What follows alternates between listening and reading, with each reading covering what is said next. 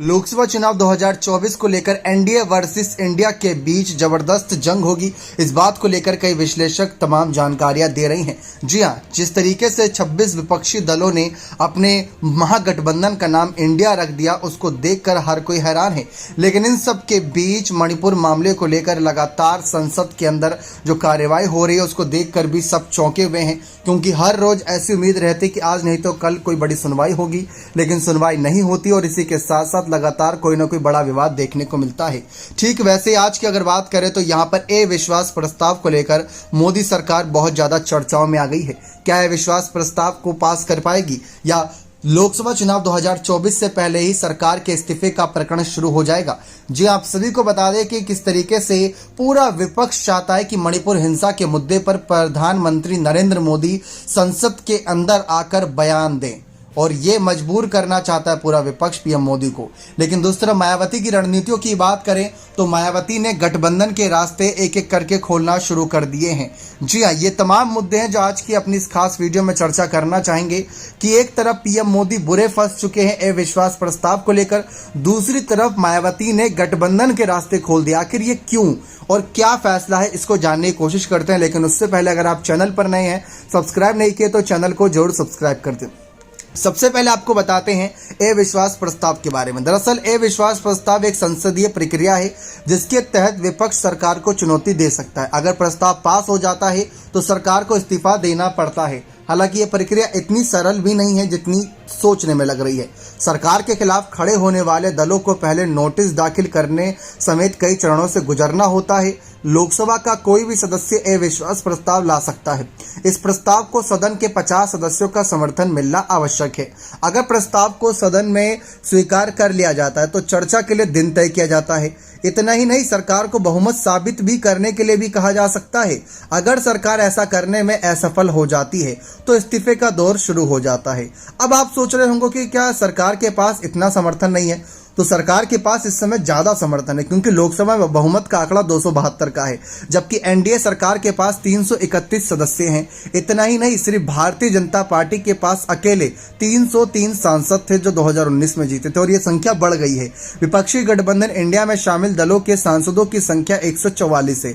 इनके अलावा तेलंगाना में सत्तारूढ़ भारत राष्ट्रीय समिति, आंध्र प्रदेश की वाईएसआर कांग्रेस और ओडिशा की बीजेयू जनता दल के पास मिलाकर कुल संख्या 70 है। तो वहां पर खेल हो सकता है। लेकिन आपको बताया कि लोकसभा स्पीकर तय करेंगे कि नोटिस के बाद इस पर चर्चा की जानी चाहिए या नहीं। स्वीकार होने के बाद स्पीकर चर्चा के लिए दिन और समय तय करते हैं। लोकसभा में प्रस्ताव पर चर्चा होती है और सरकार को इसका जवाब भी देना होता है। चर्चा के बाद लोकसभा में अविश्वास प्रस्ताव पर वोटिंग की जाती है। अगर सदन के अधिकांश सदस्य इसका समर्थन करते हैं तो प्रस्ताव पास हो जाता है। वहीं अगर सरकार जीत जाती है तो सत्ता में बनी रहती है। ये बात साफ है अविश्वास प्रस्ताव को लेकर। लेकिन अब बात करते हैं यहाँ पर मायावती की रणनीतियों को लेकर। जी हाँ, एक तरफ इसके बाद हमारा अगला मुद्दा जो रहेगा वो रहेगा इंडिया दलों की, जो विपक्षी दलों की अगली बैठक मुंबई की होने वाली उसको लेकर कि क्या मायावती वहां नजर आएंगी या नहीं। तो आपको बता दें कि बहुजन समाज पार्टी की प्रमुख मायावती ने एक हफ्ते पहले गठबंधन की संभावनाओं को साफ नकार दिया था। मायावती ने कहा था कि बसपा ने तो भारतीय जनता पार्टी के नेतृत्व वाले राष्ट्रीय जनतांत्रिक गठबंधन में शामिल होंगी और ना ही विपक्षी Indian national development inclusive alliance में। मायावती का रुख अब बदल गया है। मायावती ने गठबंधन को लेकर बड़ा बयान दिया। मायावती ने कहा कि मजबूत और अहंकारी सरकार की बजाय सत्ता में ऐसी सरकार हो जो लोगों के कल्याण के लिए काम करने को बाध्य हो। बसपा ने कई राज्यों में सत्ता संतुलन स्थापित कर दलित समुदाय का राजनीतिक सम्मान बढ़ाने का काम किया। 4 राज्यों के चुनाव के बाद बसपा जरूरत पड़ने पर गठबंधन को लेकर विचार करेगी, जिससे दलित मुस्लिम का उत्थान सुनिश्चित किया जा सके। मायावती के द्वारा उठाए गए इस कदम को लेकर चर्चा इस बात को लेकर हो रही है कि अगर मायावती ये फैसला नहीं लेती तो उनके साथ खड़े तमाम समर्थक, तमाम सांसद हो सकता है उनका साथ छोड़ देते, क्योंकि हर कोई जानता है कि 2014 में बिना गठबंधन के मायावती की पार्टी 0 पर थी और वही पार्टी गठबंधन के साथ 2019 में 10 सीटों पर आ गई थी। तो इसीलिए गठबंधन मायावती के लिए भी जरूरी है। जी हाँ, इसी के अलावा साथ साथ ये भी बात आपको बता दें कि अब 4 राज्यों के चुनाव चर्चाओं में है, राजस्थान, मध्य प्रदेश, छत्तीसगढ़ और तेलंगाना। और कांग्रेस के बीच यहाँ पर सीधा मुकाबले का इतिहास रहा है बीजेपी के साथ, और बसपा की भूमिका भी वोट परसेंटेज बढ़ाने और घटाने में बहुत इंपॉर्टेंट रही है। मायावती उत्तर प्रदेश जैसे बड़े और महत्वपूर्ण प्रदेश के 4 बार मुख्यमंत्री रही, लेकिन बावजूद इसके आज सियासी समीकरण कुछ इस तरीके से बन गए हैं कि उनका वोट परसेंटेज करीब 10% पर आकर खिसक गया है। साल 2012 के बाद से यूपी में बसपा के प्रदर्शन का ग्राफ लगातार गिरता गया।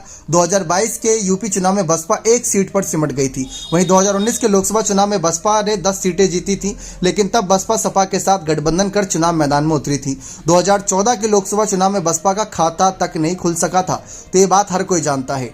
अब बात आती है यहाँ पर विपक्षी दलों की अगली बैठक जो मुंबई में होने वाली। ये बात तो साफ है कि मायावती अगले राज्यों के चुनावों के बाद बड़ा फैसला ले सकती है, और ये भी हो सकता है कि राज्यों के चुनाव ना होने से पहले भी या उससे पहले ही ऐलान किया जा सकता है। क्योंकि जैसे मान लें राजस्थान में गहलोत सरकार को 6 विधायकों का समर्थन मिला था, और वो 6 विधायक कांग्रेस में शामिल हो गए थे, और वो 6 विधायक बसपा के थे। लेकिन उन 6 विधायकों की वजह से गहलोत सरकार जब पायलट ने बगावत करी थी तब बची थी।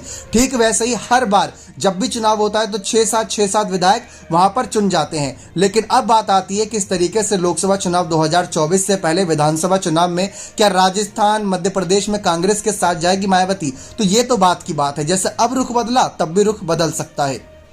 तो इसीलिए कहा जाता है कि राजनीति में जो कहा जाता है, जो देखा जाता है, असल में वो होता नहीं, उसके पीछे ही कहानी कुछ और होती है। अब बात ठीक मुंबई की बैठक की आती है।